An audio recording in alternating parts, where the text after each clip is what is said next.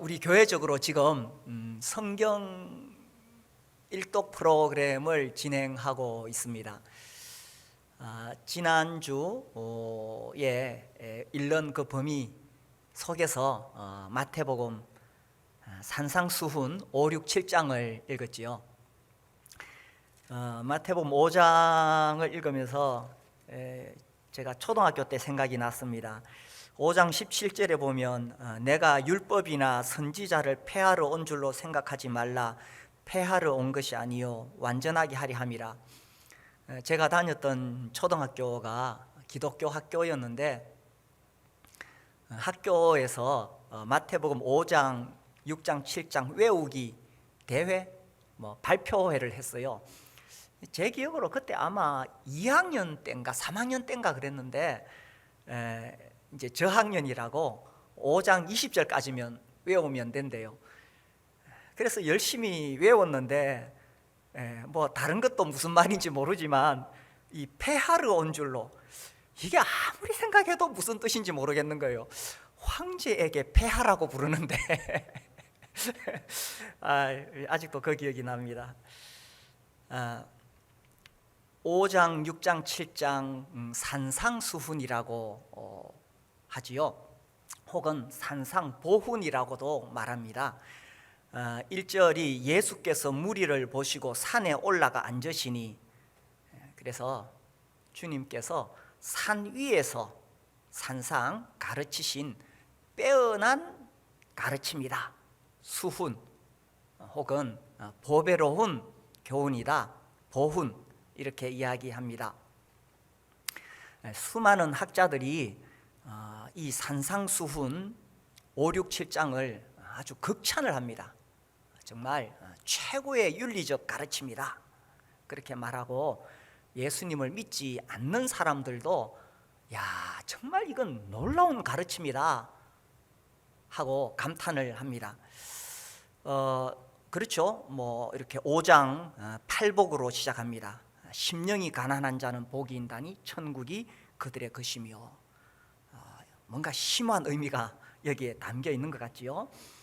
그리고 너희는 세상의 소금이다, 또 너희는 세상의 빛이다. 정말 아름다운 메시지가 담겨 있습니다. 6장에 들어가면 또 주기도문으로 알려진 주님이 가르쳐 주신 기도가 나옵니다. 이것은 정말 예수님의 말하자면 예수님의 신학을 다 담고 있는 내용이죠. 그리고 공중의 새를 보라, 들에 핀 백합화를 보라. 야, 얼마나 아름다운 말씀인지 모릅니다. 또 7장에 들어가면 안 믿는 사람들도 많이 알고 있죠. 7절에 구하라 그리하면 너희에게 주실 것이요, 찾으라 그리하면 찾아낼 것이요, 문을 두드리라 그리하면 너희에게 열릴 것이니, 마태복음 7장 7절 럭키 세븐이라고 말을 합니다. 그런데 사실 좀 더 진지하고 정직하게 산상수훈을 읽으면은 이게 정말 빼어난 가르침인가, 보배로운 교훈인가, 그런 생각을 하게 됩니다. 사실은 매우 부담스러운 내용이고요, 정직하게 읽다 보면 양심을 콕콕 찌릅니다. 예를 들어서요, 제가 5장 28절 이 말씀 청년 시기에 읽으면서 굉장히 고민하고 갈등했습니다. 이게 옛날 번역에는 여자를 보고 음욕을 품는 자마다 마음에 이미 간음하였느니라, 그렇게 되어 있어요. 그래서 청년 시기에 이 말씀을 보면서 굉장히 괴로워하고 갈등을 했었습니다. 이 5장 내용이 뒤로 넘어가면 사실 다 그렇지요. 예를 들어서 5장 39절에 보면 나는 너희에게 이르노니 악한 자를 대적하지 말라. 누구든지 네 오른편 뺨을 치거든 왼편도 돌려대며. 이게 어떻게 보배로운 가르침이라고 할 수 있겠어요? 이 어떻게 하라는 겁니까? 그죠? 40절에 또 너를 고발하여 속옷을 가지고자 하는 자에게 그독까지도 가지게 하며. 이거 쉬운 일이 아닙니다. 41절 또 누구든지 너로 억지로 오리를 가게 하거든 그 사람과 심리를 동행하고. 이렇게 읽을 때는 좋은데 내일 출근해서 직장에서 이 말씀을 한번 생각해 보십시오.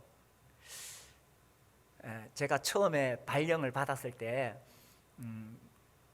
어떤 선배, 저보다 한 2, 3년 먼저 발령받은 신분이 오셔서 저한테 그런 이야기를 하더라고요.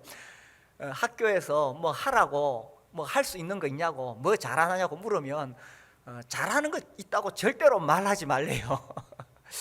뭐 내가 컴퓨터를 잘한다든지 내가 뭐 이렇게 글씨를 잘 쓴다든지 하면 모든 일을 도맡아 하니까 잘하는 거 없다고 그렇게 말하라고 저한테 조언을 주더라고요.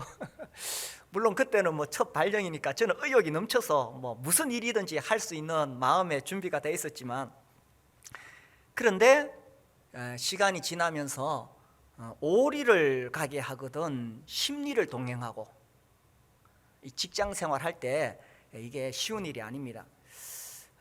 그런데 왜 사람들은 이 5, 6, 7장을 산상수훈이라고 말을 할까? 뭐 쉽게 보면 한 두 가지 이유가 있는 것 같아요.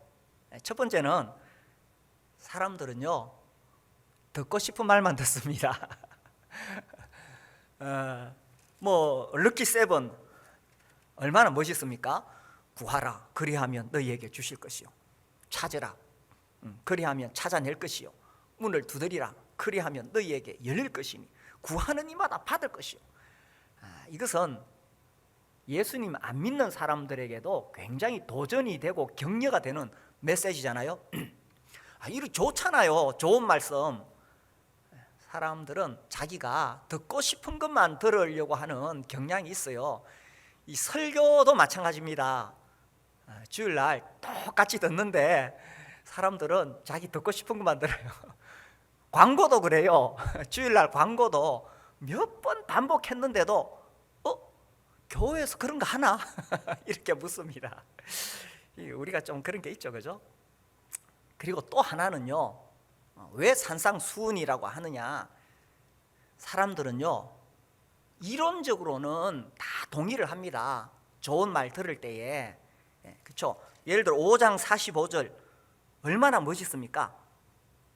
이같이 한즉 하늘에 계신 너희 아버지의 아들이 되리니 이는 하나님이 그 해를 악인과 선인에게 비추시며 비를 의로운 자와 불의한 자에게 내려주심이라. 하나님은 역시 막 이 수용력, 포용력이 대단하셔. 이렇게 막 멋있죠. 그런데 그 앞에 44절 나는 너희에게 이르노니 너희 원수를 사랑하며 너희를 박해하는 자를 위하여 기도하라. 이 사실 어려운 말씀이거든요. 그래서 하나님이 그 해를 악인과 선인에게, 비를 의로운 자와 불의한 자에게. 야, 이거 얼마나 멋있습니까? 그래서 이론적으로는 다 좋은 말에 동의를 하니까 산상수훈이다 이렇게 감탄을 하지요. 그런데 사실 막상 사회생활 할 때에 이 말씀을 실제 삶에서 우리가 진지하게 생각해 보면 그렇게 감탄만 하고 있을 수 있는 것은 아니라는 겁니다. 얼마든지 우리가 감탄하고 야, 좋은 말씀이다, 참 훌륭하다 이렇게 말할 수 있지만 이 산상수훈에 결론이 있어요. 결론. 항상 이 설교도 마지막에 결론이 중요하잖아요. 산상수훈의 결론이 뭡니까? 우리가 오늘 읽었던 본문입니다. 그죠? 7장 주님이 쭉 다 가르치시고 24절 그러므로 이렇게 이야기합니다. 그러므로. 그죠? 24절 25절 우리 같이 한번 산상수훈의 결론을 읽어봅시다. 시작. 그러므로 누구든지 나의 이 말을 듣고 행하는 자는 그 집을 반석 위에 지은 지혜로운 사람 같으리니 비가 내리고 창수가 나고 바람이 불어 그 집에 부딪히되 무너지지 아니하나니 이는 주초를 반석 위에 놓은 가득이요. 이 산상수훈의 결론은 이 말을 듣고 행하는 자가 되라. 그것은 마치 집을 반석 위에 세우는 것과 같다라는 것입니다. 결론은 산상수훈 참 좋은 말씀이구나, 참 설교 좋다, 이렇게 감탄하는 것으로 끝나는 것이 아니라 이 말을 듣고 행하라는 것입니다. 예수님께서 선한 사마리아인의 비유를 말씀하셨지요. 어떤 사람이 예루살렘에서 여리고로 내려가는 길에 강도를 만났습니다. 그래서 강도가 그 옷을 벗기고 때려서 거의 죽은 것을 버리고 갔는데 한 제사장이 그냥 지나가고 레위인도 그냥 지나가고, 근데 어떤 사마리아인은 불쌍히 여겨서 포도주와 기름을 붓고 자기 짐승에 태워서 주막으로 데려가서 그를 돌보아 주고 데나리온을 주면서 주막 주인에게 내가 올 때까지 이 사람 잘 돌봐주라, 만약에 부비가 더 들면 내가 감당하겠다, 이렇게 이야기를 했습니다. 그러면서 이제 이 율법 교사에게 질문하죠. 누가복음 10장 36절에 보면 네 생각에는 이 세 사람 중에 누가 강도 만난 자의 이웃이 되겠느냐? 제사장, 레위인, 사마리아인, 누가 진정한 이웃이 되겠습니까? 37절 대답을 합니다. 이르되 자비를 베푼 자니이다. 사마리아인이죠. 예수께서 이르시되, 이게 선한 사마리아인의 비유의 결론입니다. 누가복음 10장 37절 가서 너도 이와 같이 하라. 우리가 선한 사마리아인의 비유를 들을 때 참 멋있는 메시지이다. 그 뭐 제사장, 레위인, 말하자면 종교인이죠, 그죠? 그런 사람들에 비해서 당시에 손가락질 받던 사마리아인이 그렇게 선을 베풀다니 참 아름다운 메시지이다, 이렇게 감탄으로 끝나는 것이 아니라 결론이 뭐냐? 가서 너도 이와 같이 하라라는 것입니다. 우리는요 좋은 설교를 들으면서 착각할 수 있습니다. 그 듣는 것으로 내가 마치 그렇게 된 것처럼 착각할 수 있습니다. 찬송도 참 이 헌신을 이야기하는 찬송들이 많죠. 주님께 내 모든 것을 바치겠습니다 하고 찬송 부를 때는 막 감격해합니다. 내가 마치 모든 것을 바친 것처럼 생각하는데 그것이 착각일 수 있다는 거예요. 찬송은 그렇게 부르면서 실제로 난 아무것도 안 하고 있거든요. 이 청년들에게는 이제 좋은 경건의 서적을 읽도록 권유하는데 이 워치만니의 책을 조심하라고 이야기를 합니다.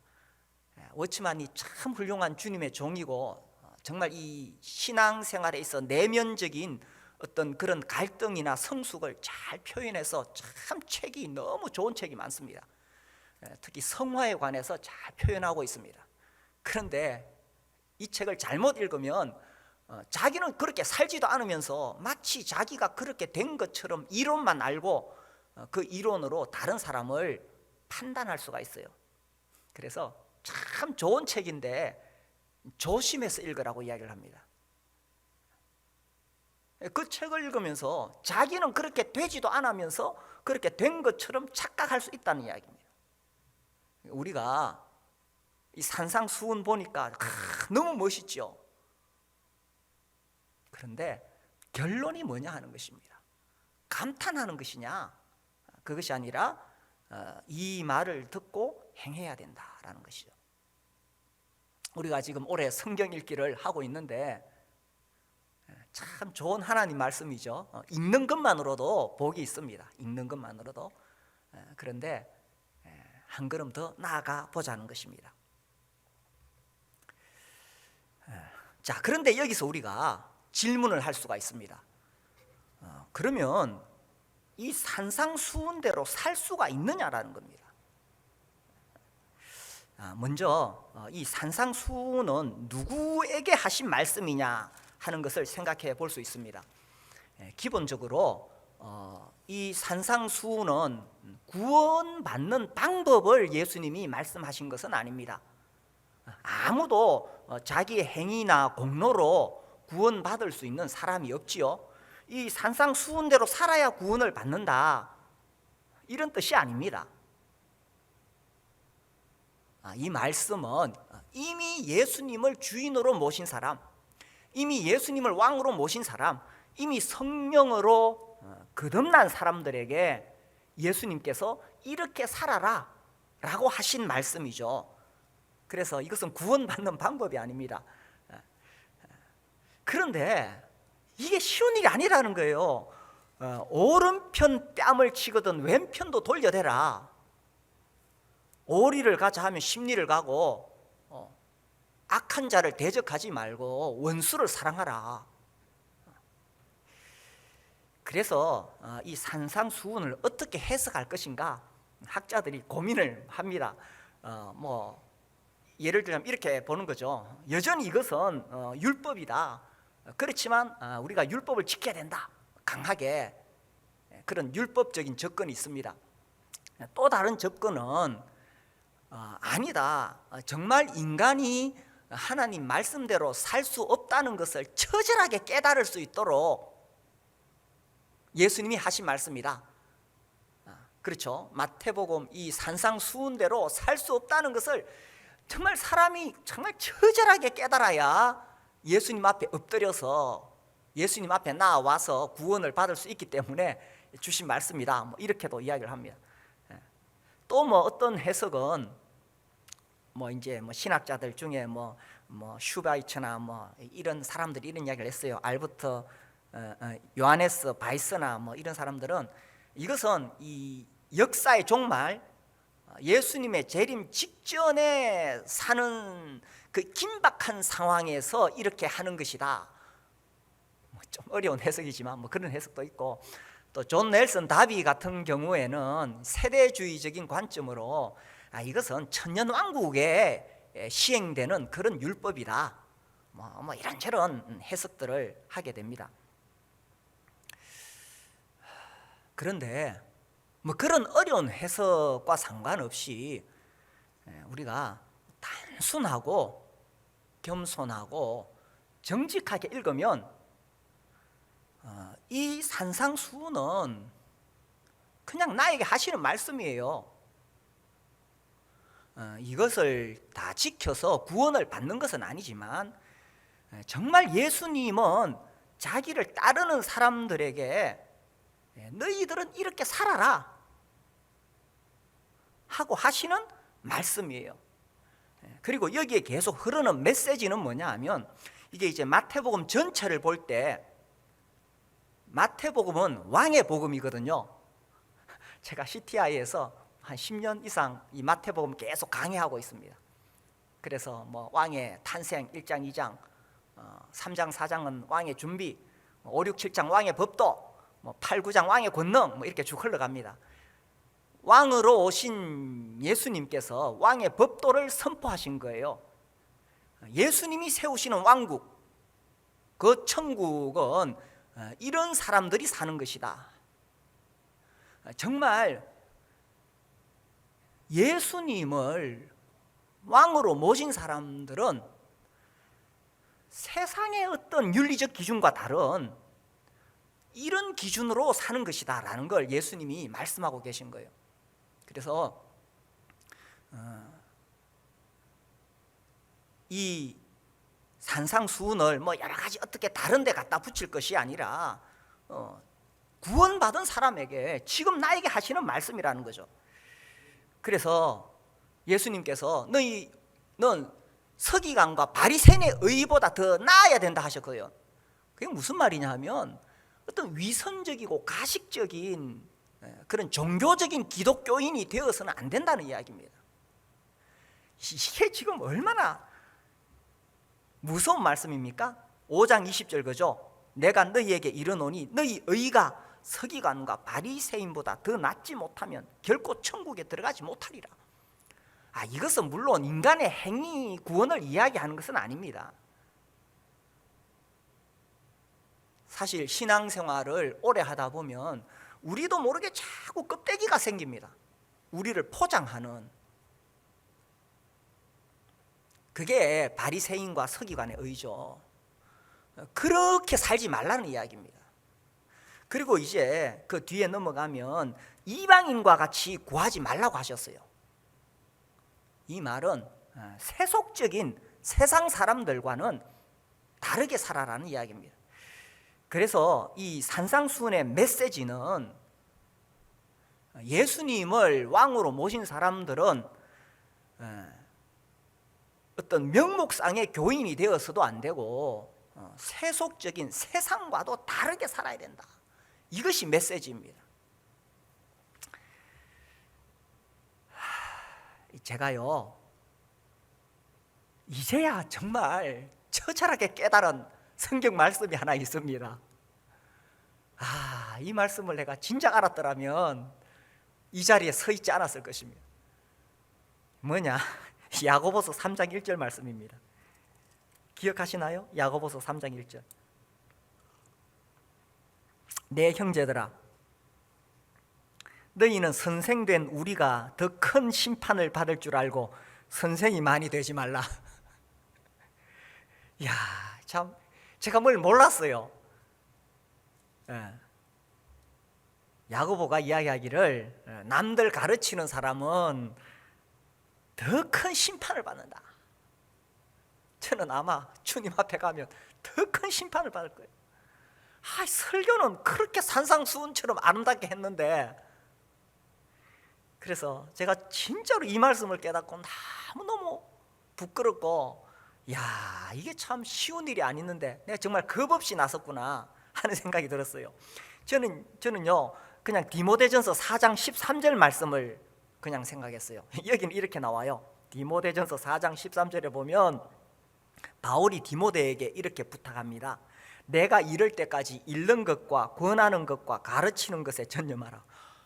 그렇지, 하나님 말씀을 읽어야 되지, 또 성도들에게 권하고 가르쳐야 되지, 여기에 전념해야지.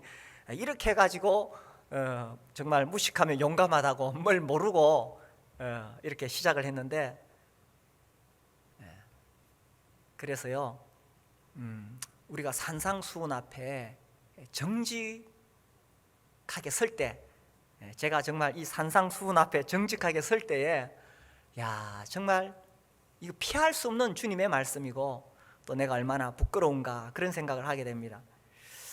교회 역사를 살펴보면서 우리보다 먼저 믿었던 사람들을 보면 참 정말 이렇게 살려고 했던 사람들이 참 많이 있습니다. 어떤 면에서 저는 이건 아예 안 된다고 생각했어요. 누가 산상수훈처럼 살 수 있느냐? 이건 정말 그냥 우리에게 말씀하시는 높은 기준일 뿐이지 누가 이렇게 살 수 있느냐? 그런데 실제로 이렇게 살려고 발부둥 쳤던 사람들이 수없이 있었다는 이야기입니다. 제가 자주 그런 예들도 말씀드렸죠. 특별히 아나베프티스트들, 제세례파, 제침례교도, 이 종교개혁 시대에 이 사람들은 근원적 종교개혁을 하려고 했던 사람들입니다. 그래서 혹독한 박해를 받습니다.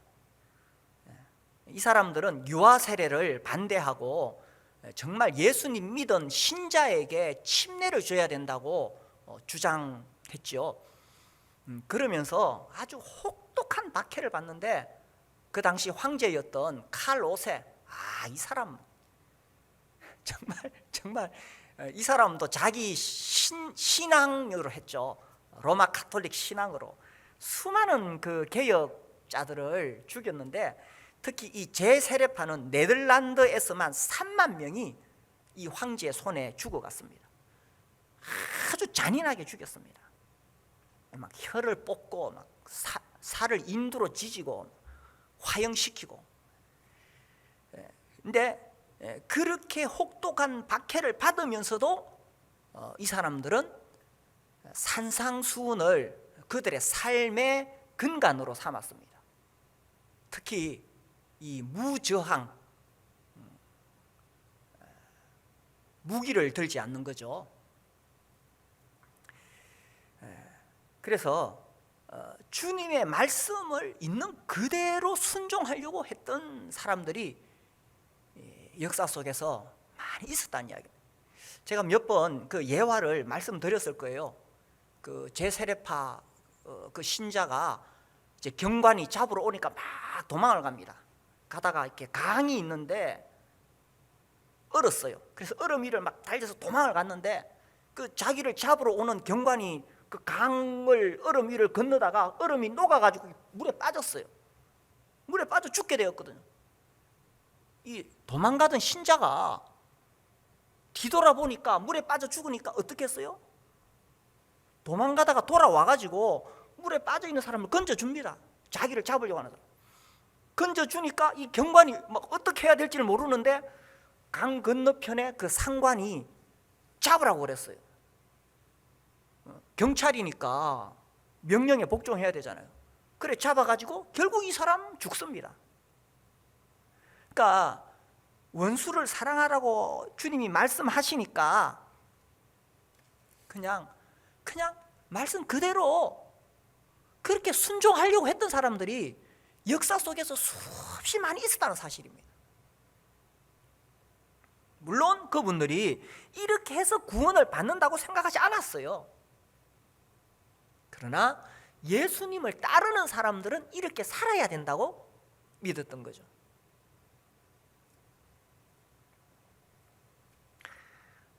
그리스도인으로 산다는 것이 무엇일까? 주님이 말씀하셨죠. 5장에서 너희는 세상의 소금이라. 왜 소금이라고 하셨어요? 이것은 세상이 썩어가고 있다는 이야기죠. 생선이 썩어가고 있는데 얼마나 그 냄새 지독하겠어요. 썩어가는 세상의 소금이 되어라. 너희는 세상의 빛이라. 이게 무슨 이야기입니까? 세상은 어둡고 암울하다는 이야기입니다. 그래서 너희가 이 어두운 세상에서 빛이 되라는 그 말씀이잖아요. 그래서 예수를 따르는 사람은 좁은 문으로 들어가는 것이고 좁은 길을 가는 것이다. 이것이 예수님이 지금 하시고 있는 말씀이라는 거죠. 제가 대학원에 있을 때 교수님이 뭐 뜬금없이 이런 이야기를 하시더라고요. 대한민국에는 이 기독교인이 너무 많다고 좀 줄어들어야 된다고. 그 말만 들으면 저 충격이었어요. 아니 우리가 영혼 구원해서 제자 삼아야 되는데 기독교인이 너무 많다고 줄어들어야 된대. 그분 하시는 이야기가 제가 스코틀랜드라고 기억이 나요.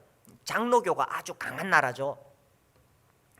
스코틀랜드 어느 지역의 공항에는 우리가 이제 비행기 타고 내리면 그 검색대를 통과하잖아요. 거기는 장로라고 하면 검색대 그냥 통과한대요. 그만큼 장로라고 하면 존중받고 신임을 얻고 있다는 이야기죠. 그래서 대한민국에 기독교인이 확 줄고 진짜 예수 믿는 사람들만 기독교인이 돼야 된다고.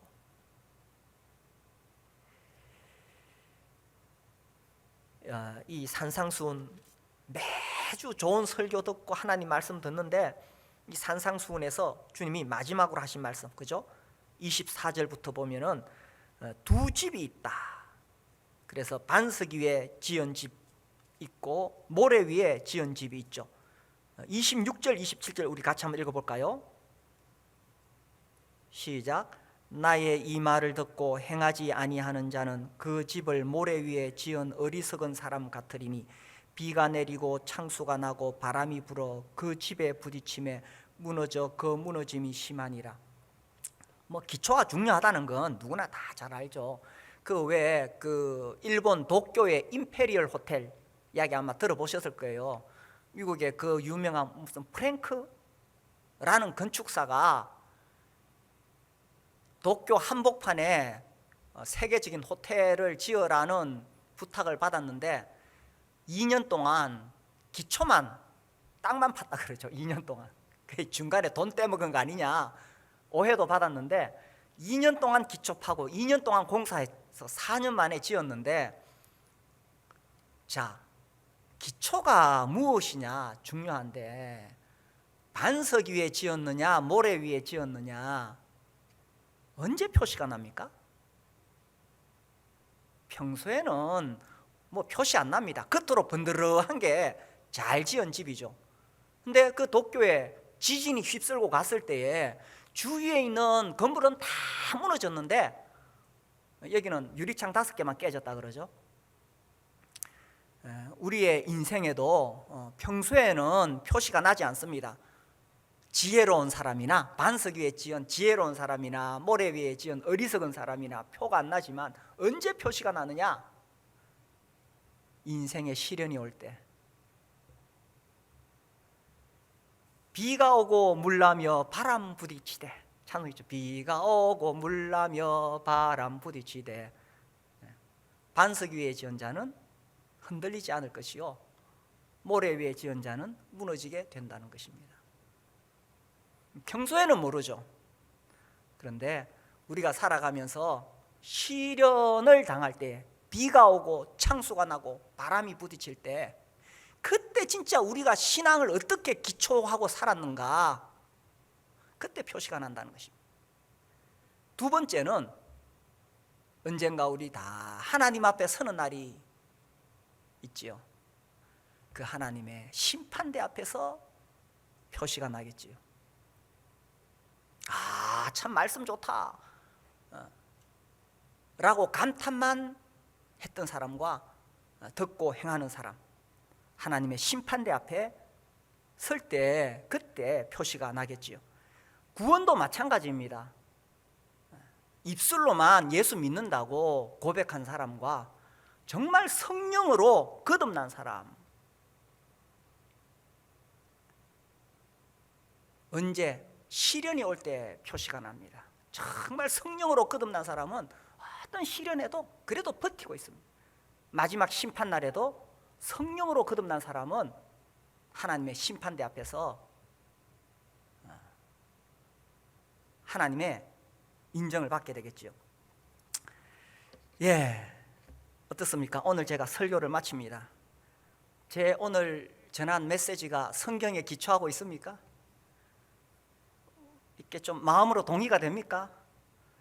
또 어떤 부분에서는 좀 찔리기도 합니까? 그러면 오늘의 결론이 뭡니까? 가서 너도 이와 같이 하라라는 것입니다.